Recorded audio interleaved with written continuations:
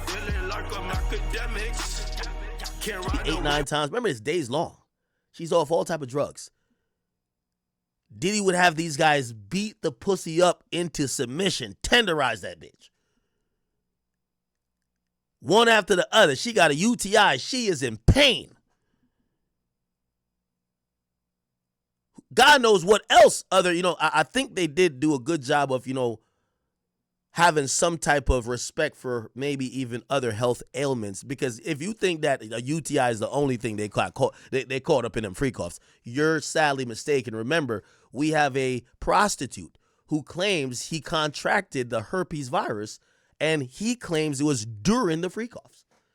So you put 1 and 1 together, and if you get 11, that's on you. But if you get 2, you know what you're talking about.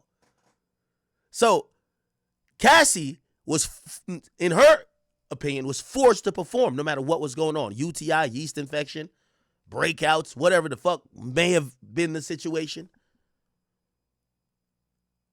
And Diddy would have nigga after nigga after nigga. And at times, they said Diddy would say, they said, you can't send a boy to go do a man's job. They said Diddy would say, man, get out that pussy. It's my turn. It's my turn now on some Skip Bayless. It's my turn now. So he go fuck her for a bit. And then sometimes, apparently, he'd be on some extra freaky shit. He'd put a camera there and go watch it from the next room. You know what he was probably doing? He want to look at the man, not the woman. Come on now. But all of these things supposedly exist, and this is why when we talk about, someone says it's probably better reading it. Yeah, we get to do Sports Center shit here, right? Like when I'm here, I get to do Sports Center shit. But if we could watch it, especially if we could see the faces of those people, we ain't even got to see the sex tapes. If you see Cassie with a fucking football-size gaping hole after a 4-day-long, 24/7 freak-off just ended,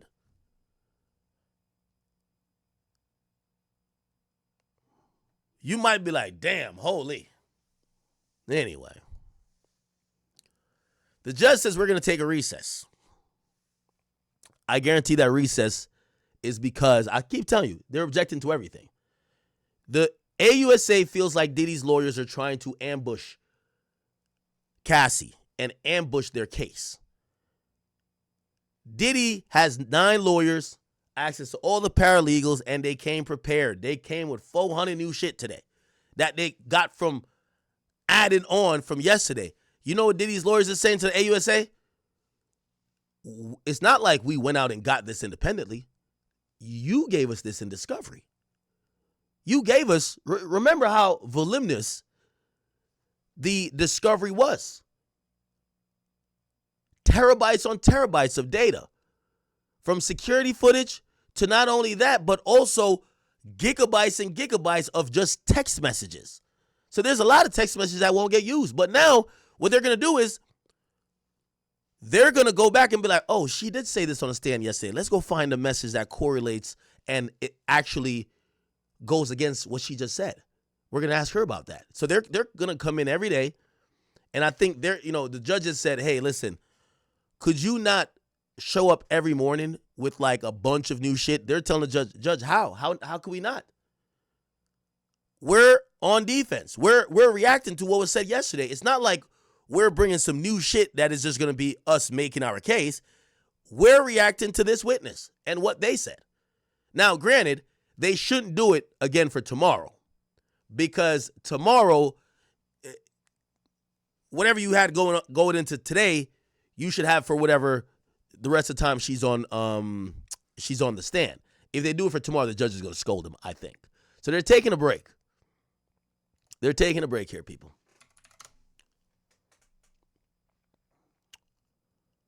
They're taking a break. In New York City. Here we go. Lisa, thank you so much for before where a defense.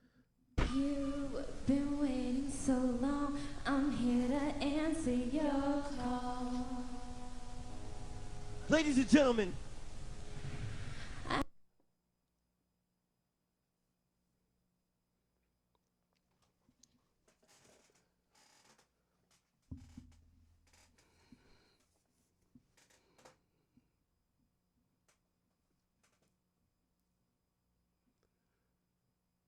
If nobody, you don't got no real friends. If you do a performance like this and they don't whisper to you, bitch, you don't got no goddamn talent. He only having you around for the free calls. This was grand opening, grand closing. I think Diddy at this point, you know Diddy's hard on, nigga, look how that nigga was on Making a Band. If she was still around, you know it was only for sexual purposes. Waiting so long, I'm here to answer your call. Ladies and gentlemen, put your hands together for the princess of next selection. Make some noise. Cassie, come on. Damn. Diddy, Cassie, everyone makes mistakes. 106 Park. Can we find that video?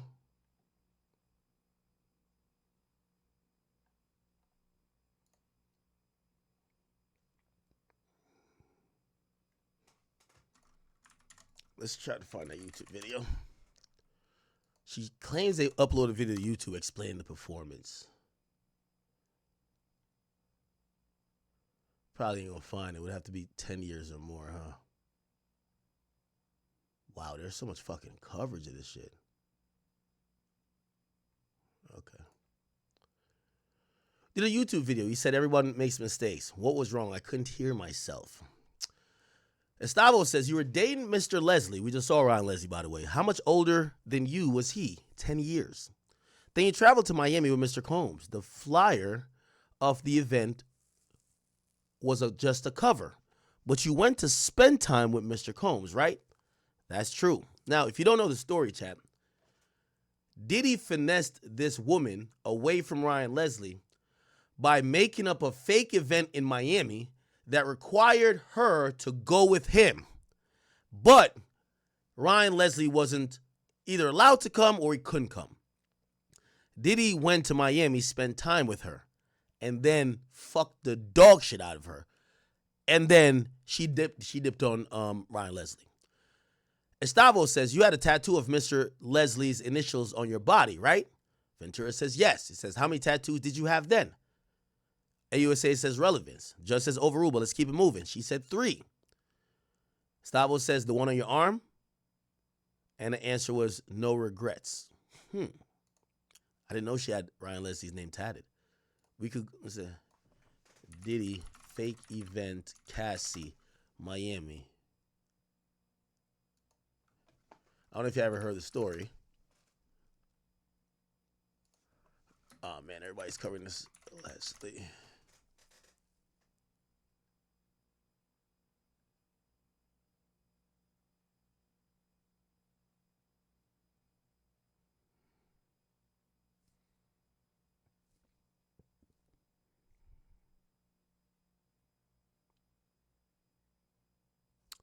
It's actually in Tiffany read Rolling Stone's article, I think.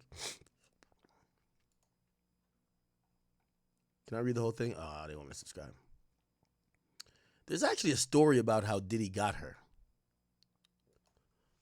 How Diddy stole Cassie, Ryan, Leslie.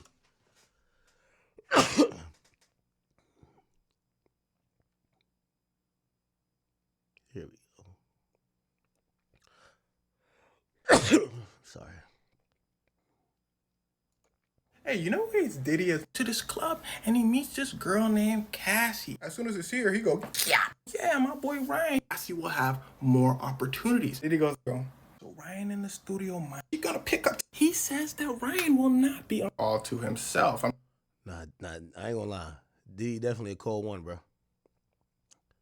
Diddy's a cold nigga. Artemis said the love triangle between you, Diddy, and Cassie ruined your momentum. Do you think that?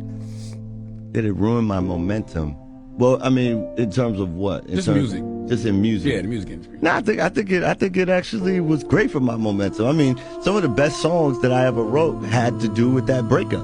You know, so whether it's people's favorite songs like Out of the Blue or any of the records that are on that second album or even Diamond Girl, a lot of those songs. I mean, really, the story behind Diamond Girl was we were working on Cassie's second album in LA, and because of whatever was going on personally in her life, she didn't show up at the studio that day. I had that beat ready to go, She didn't show up at the studio. I recorded Diamond Girl. So I think that from a music standpoint, the greatest music is always born out of whatever you're going through. Mary J. Blige, Toni Braxton. You were the guy behind her success, him getting in the middle of that and being with her, you know, kind of distance y'all. Once again, I say, look, your life is the aggregate of the choices you make.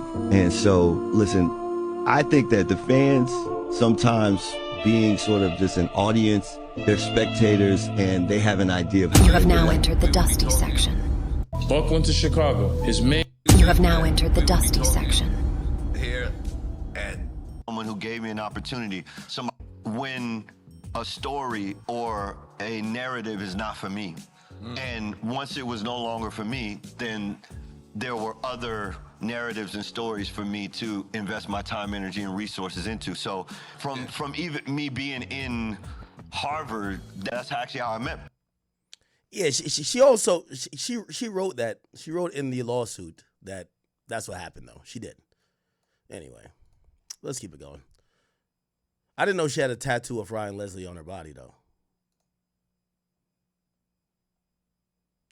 Estavo says, Mr. Combs taught you how to do oral sex? See, by the way, this is why you need a female defense attorney.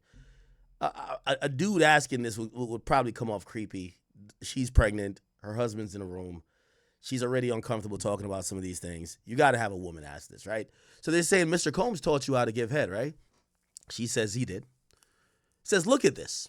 Tell me when you're ready. Could you read it? Ventura says, you can read it. It's making me laugh. It's from 2007.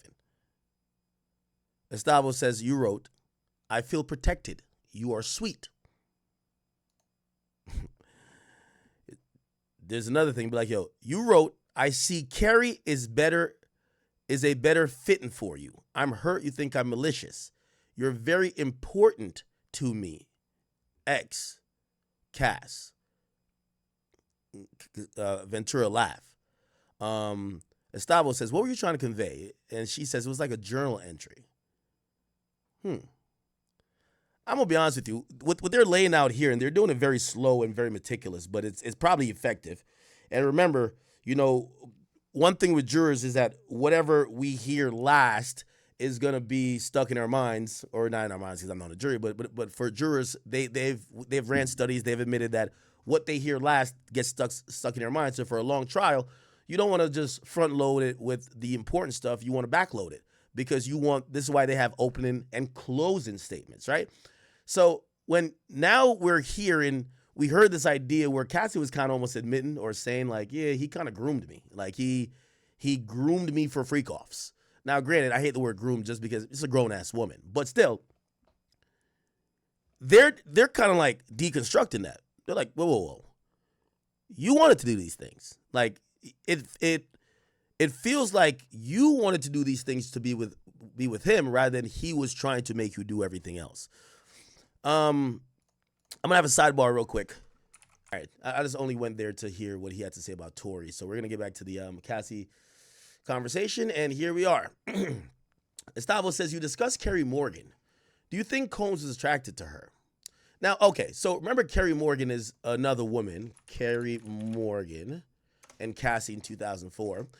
So that was supposedly Cassie's friend. It was this woman, looked like she was a blonde woman that they were friends with. She was friends with. This is them together here, right? Now, this makes sense when we go back to the last tweet, when it says, look at this, tell me when you're ready, can you read it? She said, you can read it, it's making me laugh. It says, you wrote, I feel protected, you're sweet. And then you say, you wrote that, I see that Carrie is better fitting for you. I'm hurt, you think I'm malicious, you're very important to me. She claims it was a journal entry, but I think what the prosecutors are saying is that possibly Cassie wanted Diddy so bad, and I'm making a leap here. Maybe she offered up her best friend for maybe a threesome or a freak off to try to get Diddy to fuck with her more. Women will do that. Like, not necessarily their friend, but, oh, they're doing a threesome to get you to love them more, right? So she's messaging him saying, I think Carrie, like, maybe she's joking or trolling, or maybe something happened or they were around each other, maybe not even a sexual sense. And she probably seen Diddy flirting with her, and it was like, and she's kind of like, yo, I think maybe Carrie's a better fit for you, right? And it's like, I'm hurt you think I'm malicious. Maybe it was a conversation they were having and Diddy keeps laughing. You know, women, one thing I've learned as a man in my 30 years on earth, and I'm 30 today, chat. Not today, well, 2 days, but I'm 30. One thing I've learned is that when your girl bring her girlfriends around, don't be too friendly. Same with women. Women, like, when we bring around our niggas, wait, hold on, that nigga ain't that funny. Why you laughing at that joke so much? Keep it light. So maybe Diddy was engaging with Carrie a little bit too much. That's her friend. And she kind of writes to Diddy, yo, Carrie might be a better fit for you, right? And maybe they were talking about something, and she was like, I'm hurt you think I'm malicious. You're very important to me, right?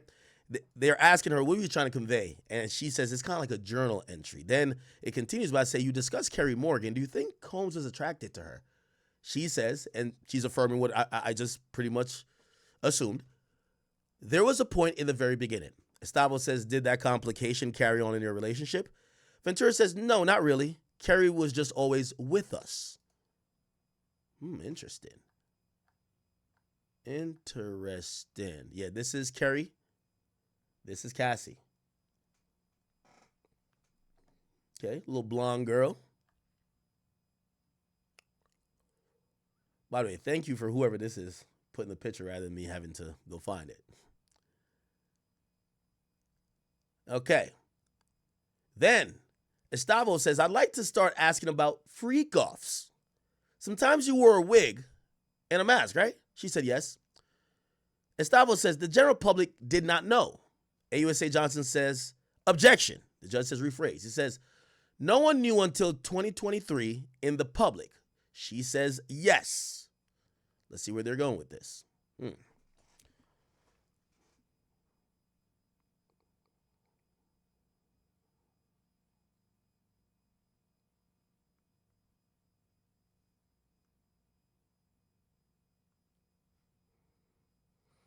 Things are heating up, chat.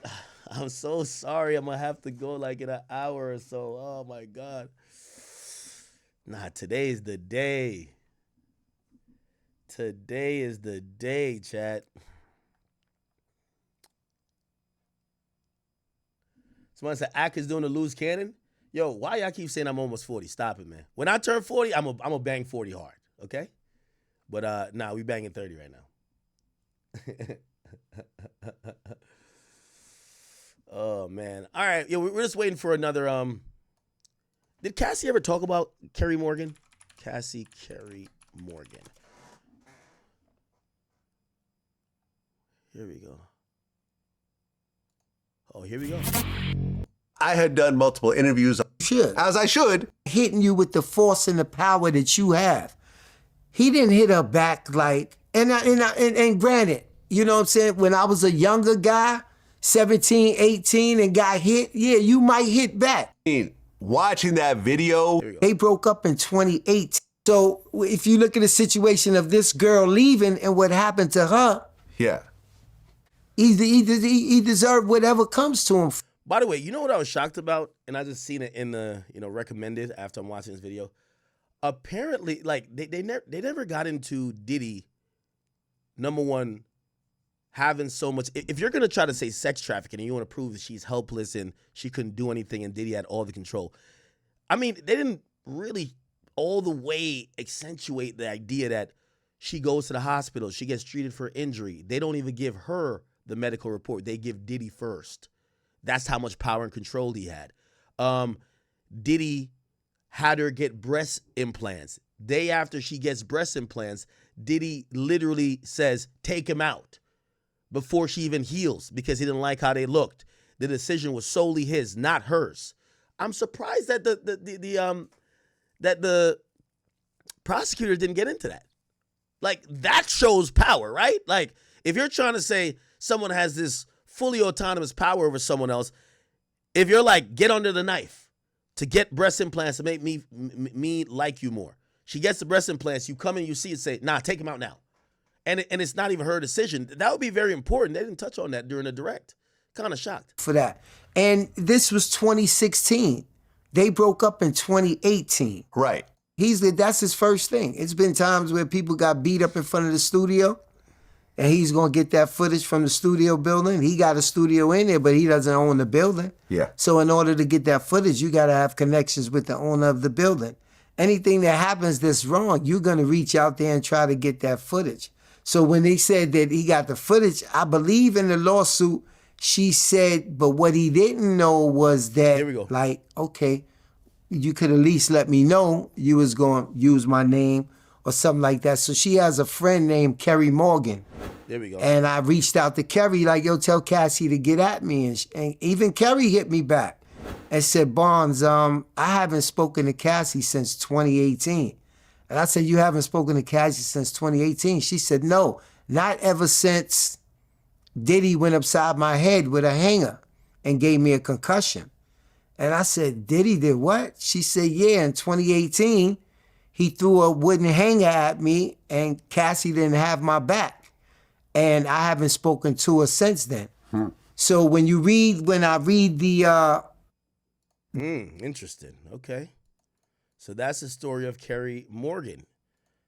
Her friendship with Cassie ended ever since there was a hanger thrown at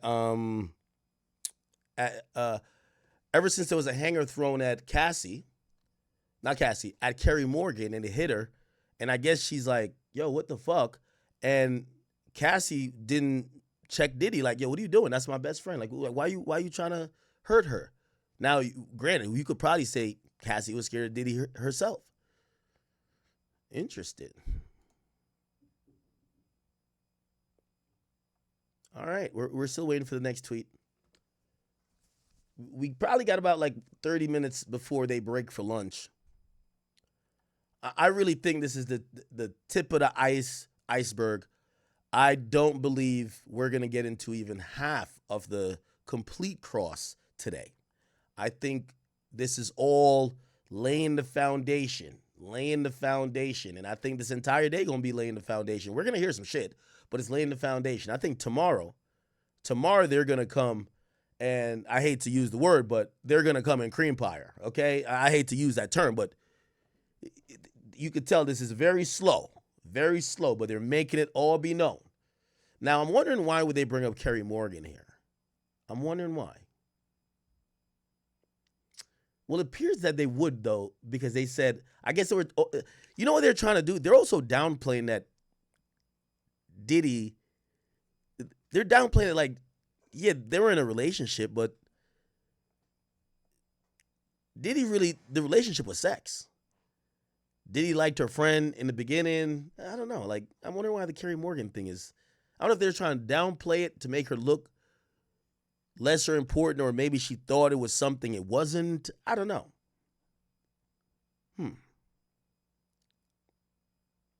Okay. Stavo then says, fair to say his career was ruined after your lawsuit. And I guess they're talking about Diddy. She said, I could understand that. Stavo says, let's read these messages. Mr. Combs wrote, when are you on your period? She says, no, now. Estavo says, what you be thinking about when you horny?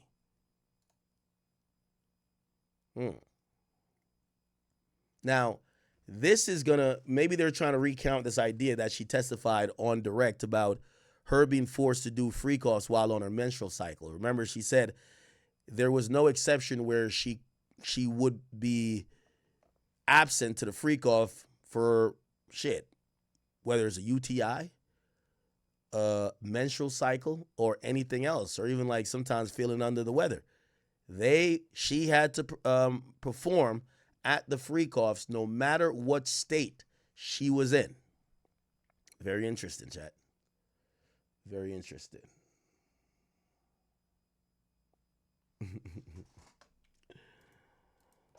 Oh, boy. She was a saucy little spice bucket? What are you talking about? Yeah, they're flirting via messages. Diddy and her flirting via messages, chat. Estavo says, Ms. Ventura, if you don't want to read the answers, I can read them. So it looked like, this is important. It looks like Cassie's slowing up on reading certain things because they want to do almost a role play. I'm reading for Diddy, you read for Cassie. You read for you, she's Cassie, right? I read for Sean, you read for yourself. We're reading old messages. By the way, Cassie did this with no problem when the AUSA did it with her. Remember? She did it with no problem.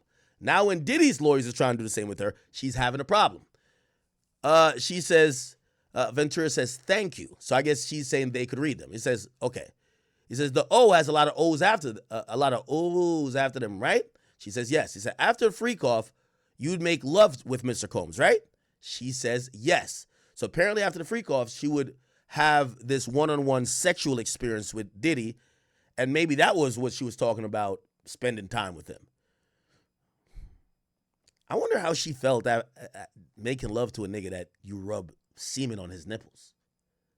The nigga has semen crust on his fucking nipples.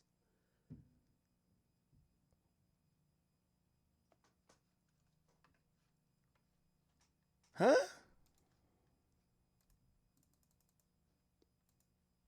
Whatever. Love is a powerful thing, man. It makes you ignore a lot of bullshit, bro.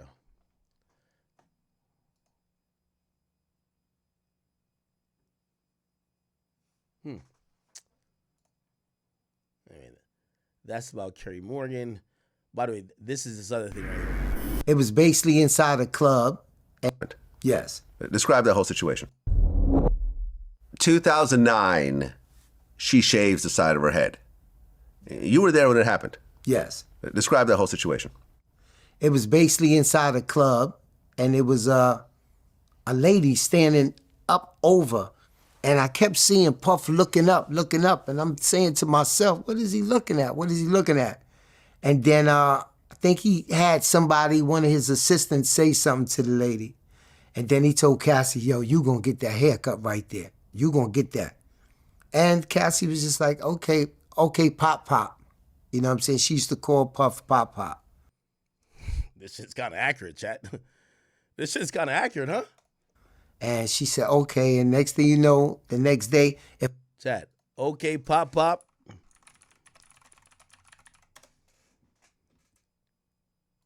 Shaved head. Pop Pop chain.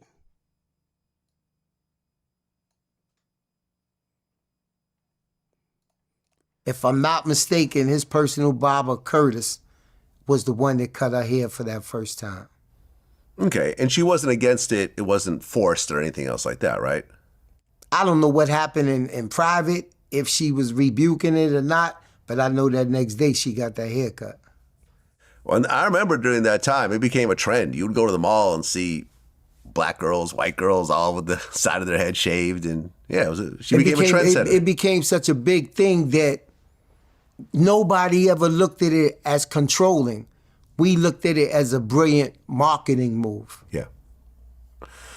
Okay, well, that same year, Cassie got breast implants. Yes. And originally, she got D cups. Right. Which, with a girl that small, I mean, I've met Cassie before. Right. You know, I didn't know her, but I've ran into her. I've had brief conversations with her. Mm-hmm. She's a relatively small girl. D cups on a girl that size is a little bit silly. Right. But who ultimately she did decide to get the D cups. When she got home, Puffy was upset. Right, and she had to go back and get C cups. Okay. I remember that specifically because she had to wear things where she couldn't pick up stuff. So I used to have to help out the car and pick up her bags and things like that because she was wrapped up. Okay, but when he told her go back and get them redone, was she upset? I didn't know. I didn't know if not, because my job was just, she just went back. I didn't have that conversation of whether she was upset. How long after the first breast job did she go back and get the second? If I wanna, don't hold me to it. It was so long ago for that, but I would say a couple of weeks. A couple of weeks later? Yeah. Okay.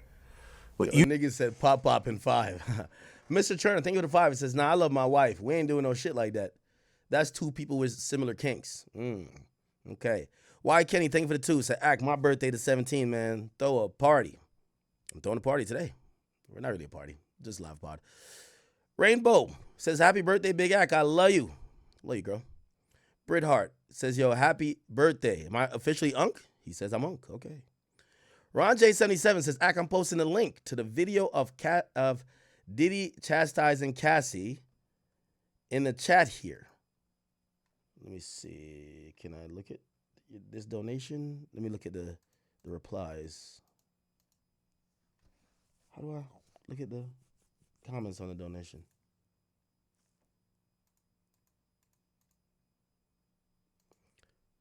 Tree. Thank you for the new membership. Opiates numb the pain. Molly's a stimulant. Makes you feel more. Three Dickless. What up, bro? She needs to feel the feeling of not feeling. Okay. Somebody said these motherfuckers was fucking 24/7, man. Louisiana Slick says, hey, happy act day. Act on a dead homie, cuh. So they said, so yes, Jules was in the for freak offs too? No. There's a Daniel Phillips. His porn name or his escort name was Jules. He was the guy who was a very regular freak off dick donator. Okay? Shout out to you guys. Maconia says, I love you, Ak. Game Story, thank you for the 5. It says he had to sign a deal, married her. All his staff jobs was always on the line if they didn't do what he said. So the power dynamic itself is bad. That's what the prosecutor's trying to prove. Tanya Vicente, thank you for the 10, Canadian. She says it could start by playing a game that it could turn illegal. When you don't let her leave the freak off and beat her, extort her if she tries to leave you by releasing videos. Yeah, like if they definitely have proof of, like, say, text messages where he says, I'm leaking this if you leave, that might show that there was some threats of violence or some blackmail happening. D. Bacon says, happy birthday. I just turned 30. Oh, happy birthday to you. Are you a Taurus? Thando, thank you for becoming a member. Rena, what's up with you, girl? Kendrick's intern. By the way, I feel like we have a bunch of more chat queens here. I kid you not. I love you girls. Kendrick intern says, happy Crip Day, Ack. Somebody says, happy P Day, Ack. Don't get diddled. Force Calibration says, Ack, you should be a real professional interpreter. Thank you all. All right. By the way, Coco Antoinette says, Ack, have you seen Jonathan's Odie's new jail? Oh my God, he did do an interview? He was supposed to do one with me. Now I'm tight. He did a new one? Jonathan Odie interview. Yeah, he had people reaching out trying to do one.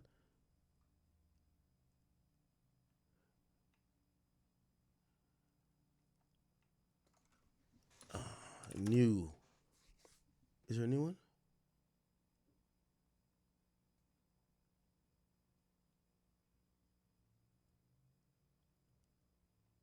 Where's the new one? Send me a link if you see the new one. But I think he was trying to do one with a blogger or something. Manny17, thank you for the 5. You didn't have a message with that. And why? Okay, we read the rest. I'll go over to the Academy page and read those in a little bit. But let's get back to some of the updates. Okay, here we go. So this is confirmation that after the freak offs, she would make love to Combs, and maybe that was her reasoning to do it because she wanted that one-on-one time with him, right? Combs then says, your period. Mr. Combs is asking when you're on it, right? She says, yep. He's asking in the context when to meet up and have sex. She says, looks like it.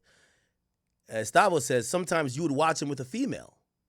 She says 2 or 3 times.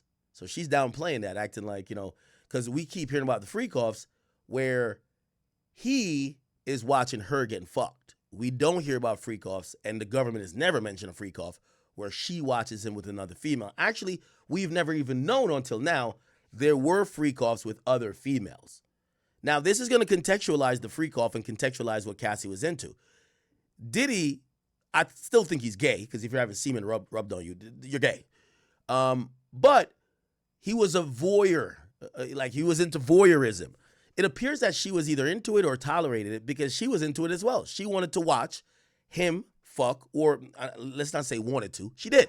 She watched him fuck other females, okay? So she said 2 to 3 times. So she's downplaying it. Remember, she said she did freak offs hundreds of times, which we have to now assume most of them are men. Estavo says, did you ever talk with Mr. Combs about the swinger lifestyle? Ventura says, yeah, that no one talks about it. I guess that was their conversation, that nobody talks about being a swinger. Estavo says, were you keeping freak offs secret from your friends? She said yes. Estavo says, his assistants help him? She says, with everything. Estavo then says, you would remember if an assistant came in during one of the sessions with an escort, right? She says, not necessarily. I was high. Estavo says, so you don't remember much then? So you don't, right? She said, I had my privacy invaded a lot during that relationship. Okay. All right. This lawyer is getting Cassie a little bit defensive and a little bit, she's admitting a few things.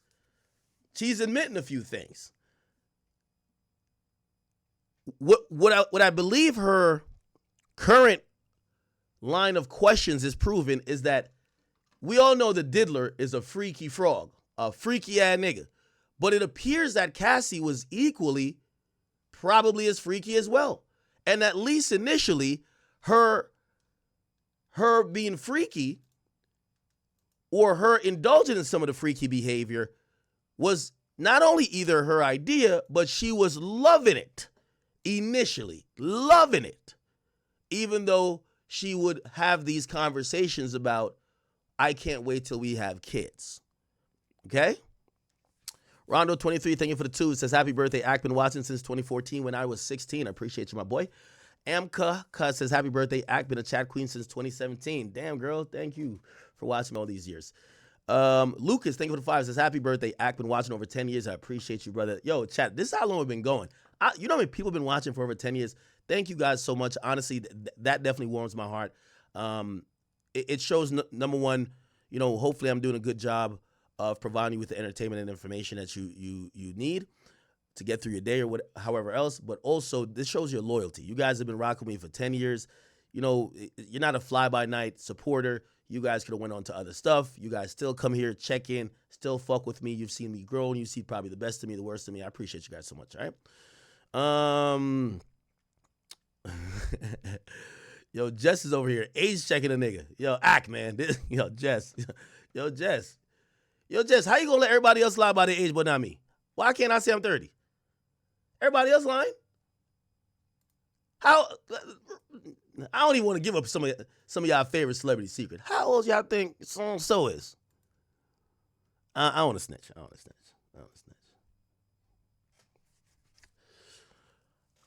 And I'm joking, bro. I don't give a fuck. Like, bro, like if y'all been watching me 10 years, I'm growing with y'all. Like, who gives a fuck? You know what I mean? I'm not a rapper. I think it matters more for rappers. Sig Hot. He says, Ack, I left the Discord and I drive trucks, so I'm bored now from 6 a.m. to 6 p.m. So keep me laughing. Thank you, brother. He also says, yo, Diddy is cooking this hoe. Astro Boy says, Ack, man, you 33, man. Stop playing, bro. Maurice says, yo, it's lit. See you tonight. Oh, damn. I can't wait to see you, Maurice. Make sure you shout out that you're Maurice from the chat. Big Papa Zoe says, Ack, let's be honest. Whether Diddy, the diddler, is found not guilty or not, his career is still done. The abuse moments that had her fear for her life. I'm going to be honest with you. I don't believe he's done if he gets found not guilty. I think if he gets found not guilty, I think this is going to be a severe turn on this entire Me Too movement. This is the worst and the biggest trumped up accusations we've ever seen. There was 100+ accusations, and if Diddy beats this on a federal trial, even if he loses some of these civil cases, I think that this is going to be, yo, these bitches be lying. We're going to see a strict narrative from all rappers. They're going to say, Diddy freaky. Now, I don't think people are going to be friends with Diddy like that. I don't think he's going to have that power like he used to have anymore. But I think what people are going to say is going to be a huge turn. And I think even now, when women come out, like even the DDG shit, people are like, oh my God, here it goes again. Like, we're getting fatigued with it's accusation after accusation, and it's one black successful guy getting accused to another and another and another. If Diddy beats this, I think the narrative is going to go to the opposite end, where it's going to be like, man, these bitches be lying, bro.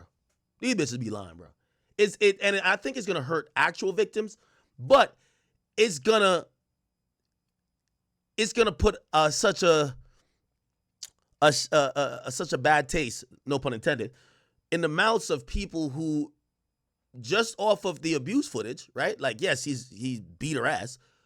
We thought he was sex trafficking, and she described that it was sex trafficking. If he beats it, I think people are gonna think differently. All right. Somebody says, yo, Ack, was Drake talking about Cassie and lasers? I gotta go back and listen again. All right. Ack says, PT Bullet Boy Gaming says, Ack, don't forget to tell Drill to wear a name tag tonight. The chat niggas want to see him about something. Wait, what y'all want to see Drill about? Jordan M. Thank you for the 5 Canadian. He says, blessed Earthstrong Unk, you don't even look 40. Yo, y'all want me to go in the Unk era so bad. Y'all want to say I'm 40 now?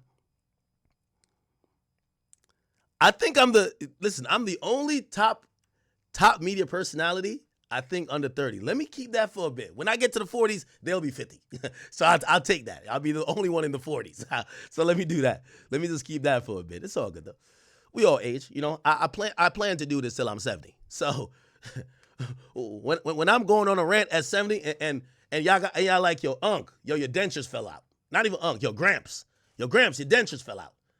And hopefully I could have my Bronny James be like, yo, all right, Unk just fell asleep. He off that prune juice.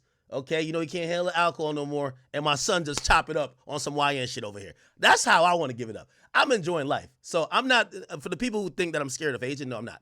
Like, I'm very happy I've been here with you guys for decades now. So, yeah, just make sure when I'm 70 and I'm giving it up just like this, right? Y'all just make sure y'all be like, yo, Gramps, you drooling. You the drool is falling on your shirt. Just wipe it, okay? You know what I mean? And if I ever, I don't know if it's age, I don't take them little drugs or whatever. I only drink alcohol. But if y'all ever see that white froth by my mouth, don't clown. Y'all gotta be like, yo, Gramps, you like 64 now. You got a little froth. Just clean that out real quick before you tell us the next point. It's distracting us. Just tell me that, chat. But I do plan to do this. I'm not like, I always told Adam. Adam was like, yeah, I remember interviewing Adam. He was like, yeah, I'm planning for retirement. I'm like, nigga, I'm never retiring. What the fuck is niggas talking about? Nigga, I'm gonna do this till my last day. I love doing this. This is therapeutic. Y'all my only friends. This is why I'm celebrating my birthday with y'all today. All right, cool. Westside Woo says, I think the next key witness will be the white boy that got arrested for the drug mule. Good assumption. We don't know if he's gonna be a witness. Here's the thing, though. I don't think it's gonna be him. I think they're gonna bring Jane Doe in now. I think once you start with the witnesses, you might want to keep with the witnesses. So Cassie's a main witness. Jane Doe is one too. Even though maybe they'll space them out, but you know, if we're getting the tears and we're getting these testimonies of how horrible it was, maybe there's strategies to bunch it together that it could seem like, damn, one victim after another.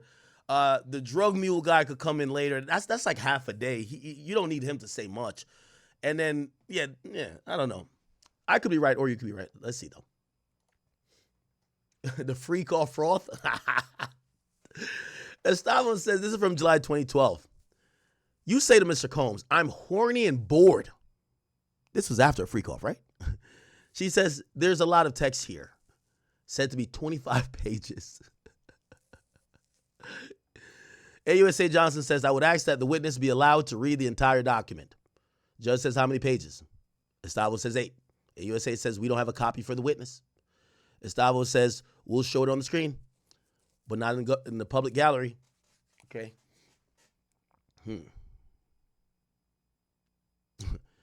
I see somebody under here. There's a few people who are like commenting live. They're like, her saying she don't remember much, but yesterday she was dropping a lot of information about the freak off.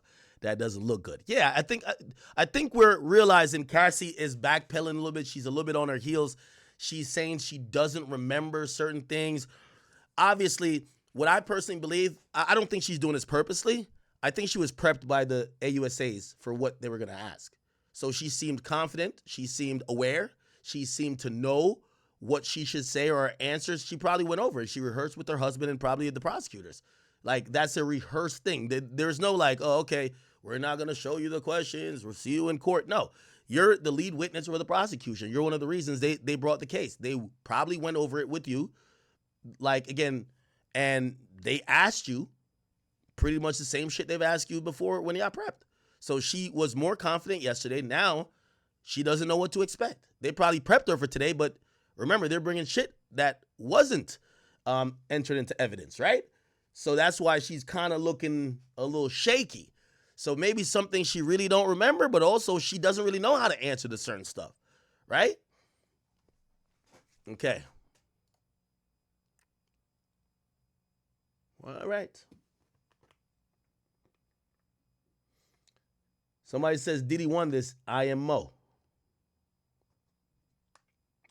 Hey, by the way, shout out to my boy DDG. I think DDG should take this right now. At this moment, DDG should look at what's happening with this case and seesaw communication with what's her name? Halle Bailey. And, you know, obviously that relationship done. But trust me, you never want Halle Bailey up on a stand saying shit like this. You feel me? She gonna say all type of bullshit. Obviously, hopefully not, and obviously probably not no sex trafficking shit. But you know, that Amber Heard versus Johnny Depp thing was a really good blueprint of when you listen to the testimony of a woman, especially on direct, right? It's when the tears come out, when she starts talking about her trauma and what she's been through. Even men, we sympathize. Like, if a man sees another man crying, it's whatever. A man sees a woman crying, you're inclined to try to help. So it does affect people. But even if we go back to the Johnny Depp versus Amber Heard trial, it was the cross-examination that really dropped 45 on her. You know what I mean? So Diddy's lawyers are trying to do the same on cross-examination. And again, Cassie is, remember I told you, they're trying to break her down, but they're not trying to be aggressive with it. They're trying to break her down in a very subtle way. Noble Zone, thank you, my boy. Thank you for the 10 cent act. I can't make her show tonight, but I got a ticket. Next time I have a IRL stream for those who can't make the show, but purchase a ticket. Love you and break your leg out there. Hey, by the way, if you bought a ticket and you're not going, try to offer the ticket to someone in the chat then, that they could go, rather than have an empty seat. I appreciate you buying a ticket, by the way. That's true love and support. That's true love and support right there.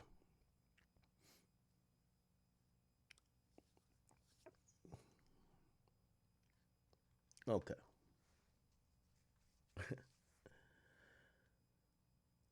Spencer said, I told you she wasn't talented at all.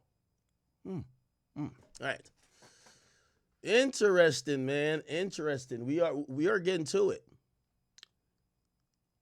We're getting to it. So look like she's reading 8 pages of like either messages or something of the sort that's in this exhibit. It looks like yeah, it's a lot of text. So she's reading 8 pages of text messages. All right. Let me see. Did we find the new Diddy family arriving day? Today's day 4, actually, right? Yeah, day 4. Here we go. Good morning. Stay down. What did it say? How do you feel this morning? How you guys doing today? W son. Justin, I see you learned a little bit. Justin trying to make sure his mom gets helped out the car. Or actually, no, this is Diddy's mom, so his grandmother. Good morning. What did it say? Good morning.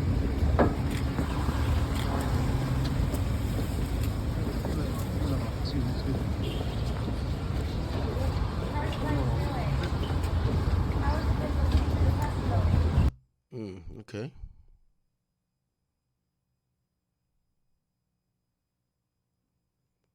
Let's see what else.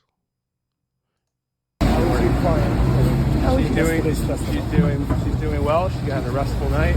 She's ready for cross-examination, and we're very confident that she's gonna do perfectly. Thank you. All right, thank you.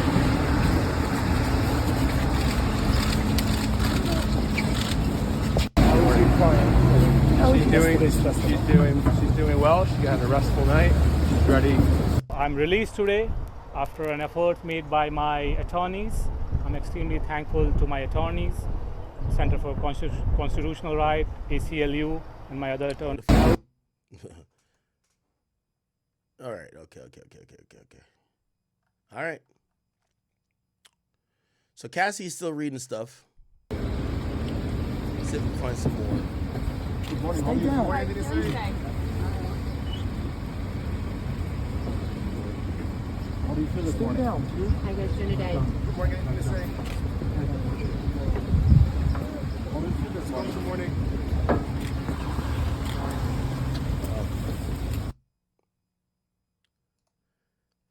right. Hopefully they're done, but 8 pages might take a while. Okay. Do we have more messages? They're going to break shortly for lunch.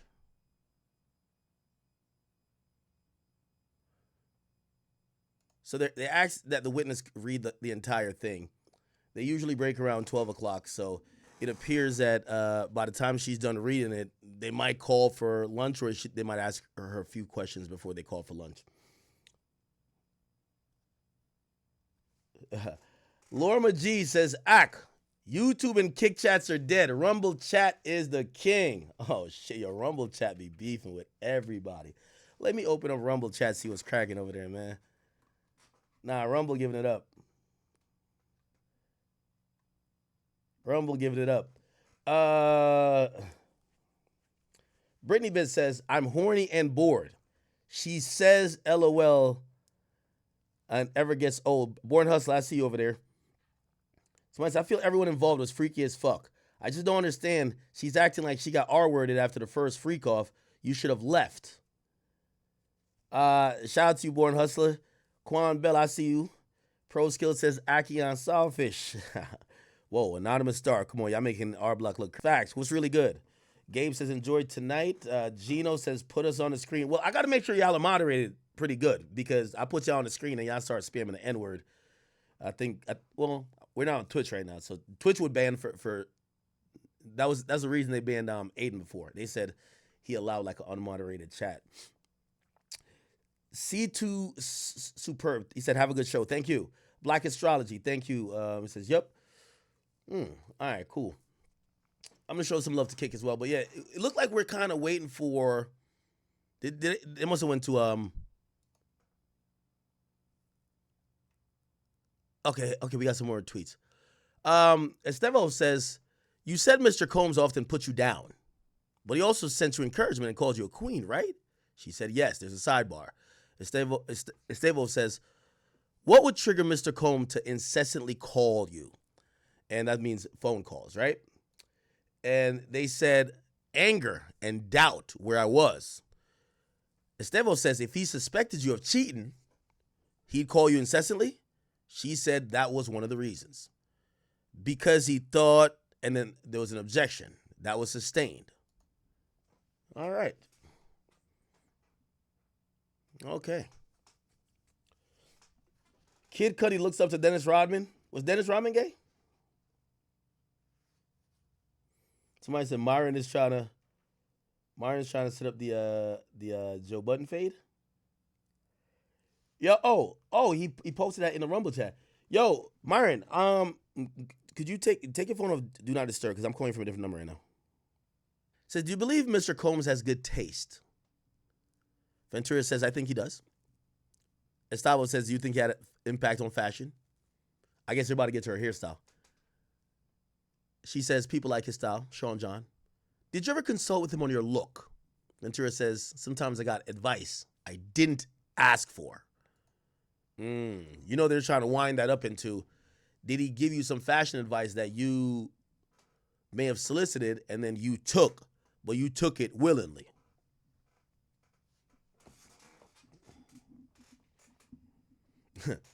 Someone said, if Breezy don't get let out of jail, man, Trump about to hit them with 500% tariffs.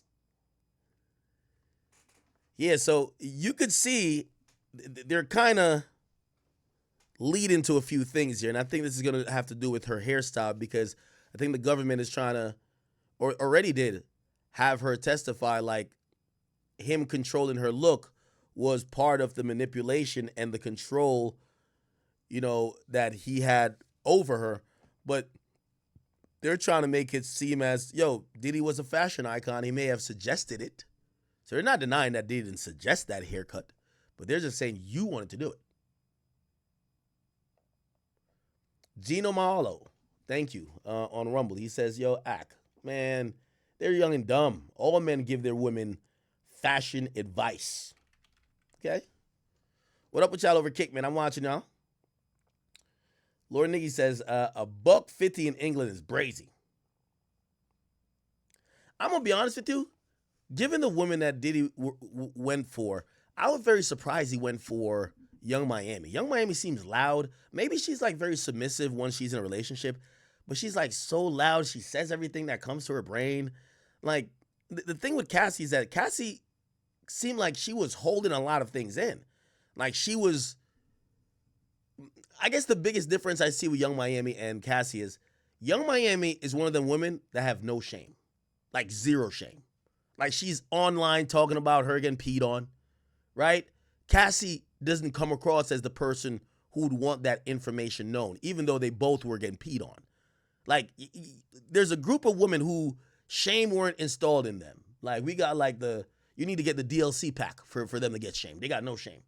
And that's like Young Miami. But here's the thing, with how Diddy moves, and if you want some type of discreetness, you need a woman that probably needs to operate in shame, right? Because I do think that shame allowed Ventura, if she really wanted to speak up, but she probably didn't want to speak up out of having to admit some of the shit she did.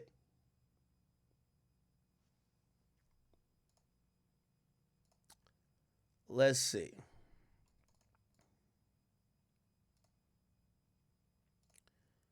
So now you're talking about fashion advice. Then we hear, okay. It says he still ran his companies while having all these freak-offs, right? She said he did. What was he addicted to? She laughed. Success. Yo, I ain't gonna lie, man. I feel like she missed that nigga's type shit, though. Like, ain't nothing funny about this. Well, I know she's been crying, too, so, but what do you think about her demeanor when she, like, laughs about things like that? And, it almost feel like endearing, be like, what do you think it was addicted to? Success. I'm thinking about it like that, but it might not come across like that in the courtroom. Estavo says, what substances? Opioids? She says, yes. He told me, and I saw it. Okay. Mm-hmm. So she's admitting, and by the way, this is going into their theory, both of them were drunk. So if both of them high, out of their mind, remember the prosecutor wanted to make it a point that the beating that happened at the freak-off at the Intercontinental Hotel in March 2016, that Diddy was sober. It was in the morning, 11 a.m., and Diddy was a sober man. So they wanted to make it clear that Diddy was in a sane mind. He's just an evil nigga, right? They describe in certain times where even either the prosecutor or other people say his eyes were black, right? Basically say like filled with rage or something of the sort. Trying to describe him as evil, but describe him as being sober and within his right mind is just an evil guy. Diddy's team is trying to make up for that by saying, well, wasn't he drunk all the time? Wasn't he high out of his mind? And looked like Cassie's at least admitting that he was addicted to drugs. And she's admitting, he told me and I saw it. So let's see.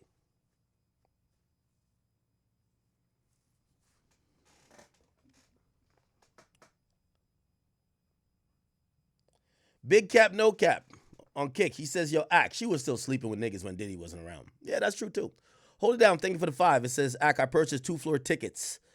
Are we going to be seated? Yes. There's seats. Like this ain't standing room shit.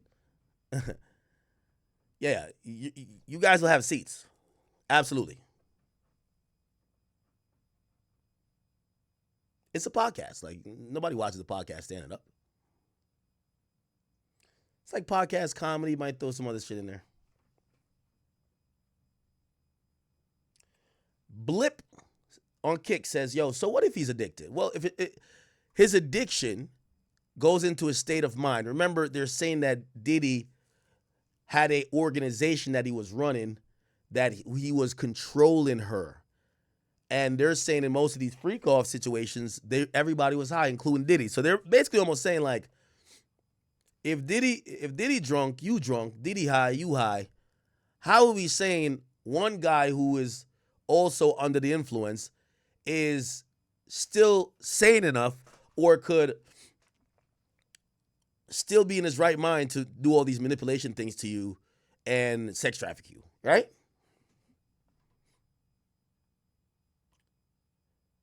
YKGPT says, man, Cassie should be a damn Cody, man. All right, I think they're going to break here, chat. I do believe that they're about to break. Okay. They said, you said Mr. Okay, we read that already. All right, cool, we read that. All right. Now we're here. It says, did Mr. Combs' mood depend on whether he was withdrawing from opiates? She says he was more irritable, I would say. So she is kind of copping to some of what their argument is, that, hey, Diddy was a drug addict, that maybe some of the temper and the mood swings, they were arguing he had mood swings, and it was because he was coming off of these drugs or he was getting high. So they were saying it was the drugs that was causing some of these outbursts, not necessarily an evil person. Now, remember, that's not necessarily an excuse, right? Oh, I was high, so I shot him. However, remember, Diddy tried to go forward with this idea of, his idea was, what do you call it again? It's not insanity, but he said I wasn't in my right mind, which means that, it helps explain some of the things he's not charged with. Like, for example, he's not charged with violence. Maybe the jurors could understand his violent outbursts a little bit more by understanding that he was an addict. He was coming up, it was getting high and coming off of drugs, and that's when these things would happen. He's not charged with violence, right? He's not charged with domestic violence, I should say. He's charged with sex trafficking. So they're doing a job of saying, all right, so when he used to beat you and shit like that, was he like sane, or was he just like, he was usually high or drunk or whatever the case is? And she's admitting that, his moods definitely swung whether he was coming off the drugs or not. And it says, what other drugs was he addicted to? AUSA says objection. It says no foundation. The judge says, I'll ask if I want the grounds. Okay. So it looked like they overrule it. Okay. All right. We are trying to see. So when I say actor, you're going to record the event? I think we'll have some type of recording for the event.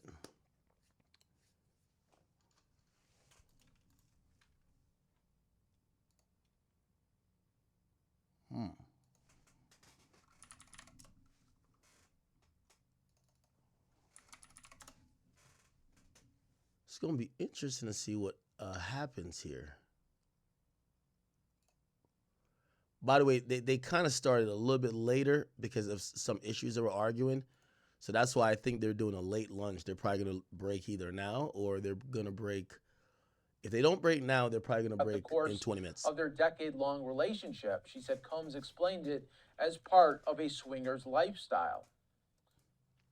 As the defense team and Cassie read aloud steamy text messages that the hip-hop mogul and R&B star wrote each other back in July of 2012, Combs appeared relaxed at the defense table, sitting back in his chair with his hands folded before him and his legs crossed. Cassie said, I definitely didn't want anyone to know about this. After going through a pile of Cassie's years-old emails and text messages, defense questioning pivoted to the highly orchestrated encounters in which Cassie says Combs watched as she engaged in sex acts with male sex workers.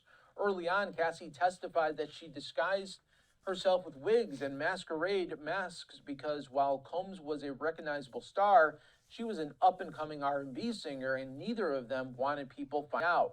The encounter itself was pretty crazy, Cassie told jurors. I really followed his lead on that because I had never done it before.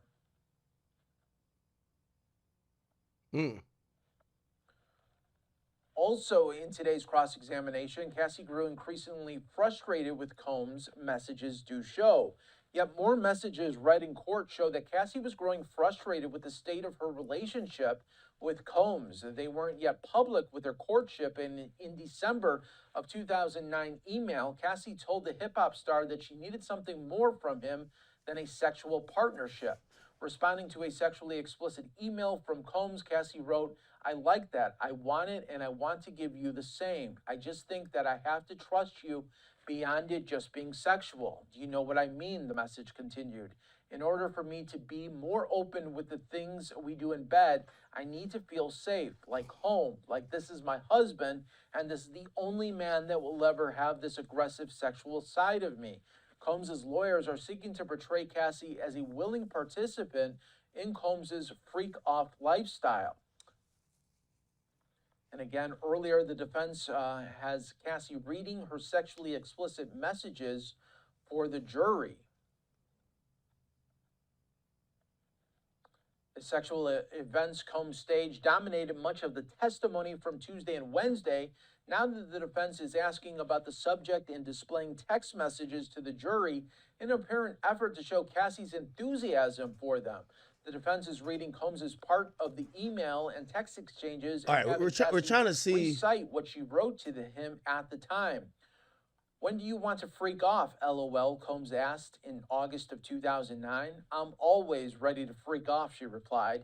2 days later, Cassie sent an explicit message to Combs. Wait, I think this guy's getting, I don't know how he's getting the info, but he's getting the info in a different way than everybody else. I don't think he's only reading Inner City Press. Oh, okay. Where he said, I can't wait to watch you. I want to get you real hot. She replied, me too. I just want it to be uncontrollable. Let's continue to get more updates here on Live Now from Fox as really so many of you are continuing to follow along with us and getting these updates all in real time from the great court reporters that continue right now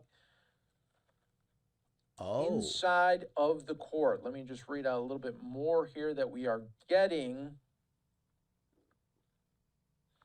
During proceedings, the prosecution requests Ventura be allowed to read the full document. The judge asked how many pages it contains. The defense says 8. When the prosecution notes there's no copy for the witness, the defense says those are displayed on a screen, not visible to the public. So right now, it looks like they're referencing more text messages or emails, and it looks like it's about 8 pages long that is not going to be in the public view.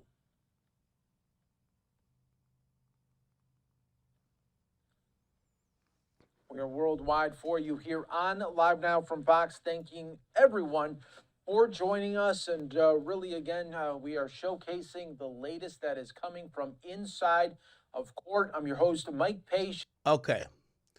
So the judge then sustained this objection and then said rephrase. Estavo says, what was his drug of choice? Ventura then says ecstasy or MDMA. Estavo says, well, was he taking opiates daily? Ventura says when he was doing them. Estavo says, did you see him withdraw? She said yes. Okay. So, I mean, they're pretty much affirming that Diddy is or was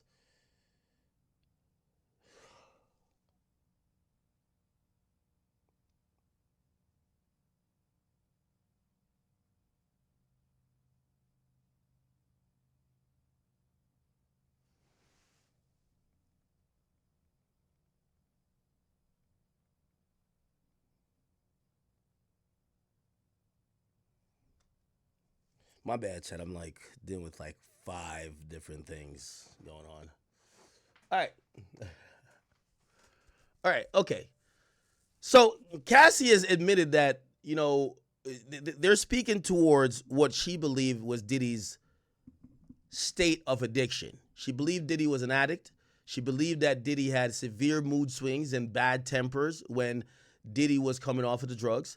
And I think they're going to then lead into some of the violence. And we might be going that direction, right? Where they're going to lead now into the violence, ask if it was usually associated with him coming off the drugs or around the time he was high on drugs, but then also talk about maybe her complicitness or maybe sometimes her initiating those acts of violence. Maybe she put hands on him because she went through his phone or she saw something. So she put hands on him. He put hands back on her. Again, not necessarily to... he's not charged with domestic violence here, but they do want to show a pattern of this guy just isn't evil. This guy was an addict. She was an addict. They had a loving but toxic relationship. He hit her. She hit him. His mood and some of the behavior you're seeing that some of y'all are trying to call it sex trafficking is because he was high or drunk or having these mood swings. And it could and should be looked at differently. And this is why he wanted that alternate defense that almost seemed like an insanity plea. But it wasn't an insanity plea. It was just that he wanted the defense of being able to say he wasn't in his right mind and incapacitated at a whole bunch of these points where he's accused of doing these things. Okay? All right. The judge says we'll break. All right? So now they're going to go to lunch break. And says the juror is leaving. The witness is leaving. And Mr. Stavo says, where are we in your cross? Gustavo says we have a lot of exhibits. Let me confer over lunch. And the judge is not responsive. It says, will you finish today or early tomorrow? And it says to the end of tomorrow. So they're planning to have Cassie on the stand at the end of tomorrow. You can see the judge hoping they could hurry it up by saying, are you going to finish today with Cassie? Or maybe early tomorrow? Because, they have kind of a schedule of how this is supposed to go. And Agnifilio is like, no, we're going to take until the end of tomorrow. Okay? Wow. So that is what is going on. Cassie wanted to familiarize herself with these threads before being asked questions about them. That was about the text messages. So let's see if we could get a little bit more updates here for you on Live Now from Fox. Okay. I guess someone is in there that's communicating somehow. I don't know how. Again, supposedly no one has phones in there. Or maybe there's a certain type of phone that doesn't have camera that's permitted. I don't know. Reporters right now inside of the courtroom here. And again, just reading out what they're bringing us, and really all of the updates that they are little tidbits are great because we're able to pass them along to you.